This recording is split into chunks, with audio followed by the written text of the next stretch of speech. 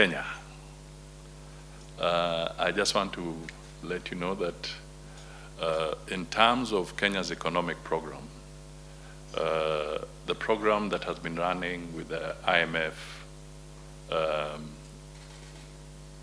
has come to an end.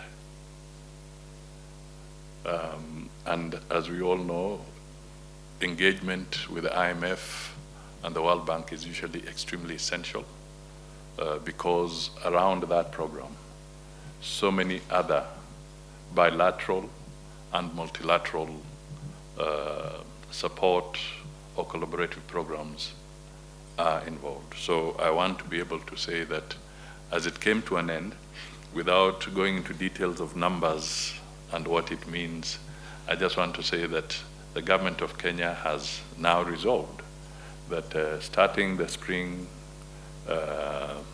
meetings in Washington, the government of Kenya will start negotiations so that we can now have a new IMF program with our partners. The mechanics are usually some initial discussions and then a reciprocal team to come and have the detailed engagement with the various departments. So this is something that we want to pursue, and we hope that through those negotiations we can come to closure and we can have targets that we can genuinely say that this is now a commitment of the Kenya Kwanza government.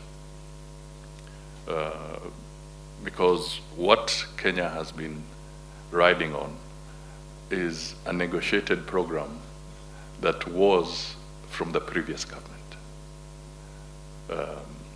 The merits and demerits of those, again, will be the subject of a debate on another day. But if I just give an example, it means that now if there are going to be targets set in that program, those are the ones that can be validly determined as Kenya Kwanza targets.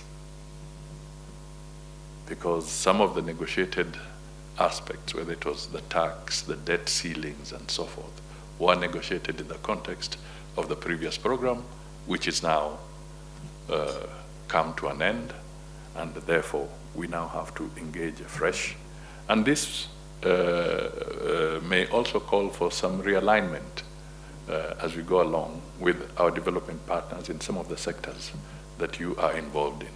And I'm sure there's usually an opportunity, even within the framework of these negotiations, for consultations with the bilateral partners that are involved with various programs. So this may call for some realignment.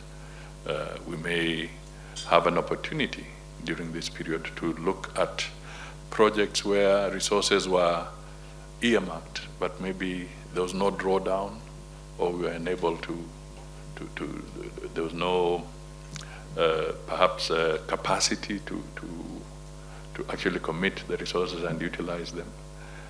Equally, maybe there were events where counterpart funding from the government of Kenya was not readily available, so certain programs may have stalled. So this will give us an opportunity to start looking at that properly. But I want to underscore that we all know that it is important to have a program so that we can move along together.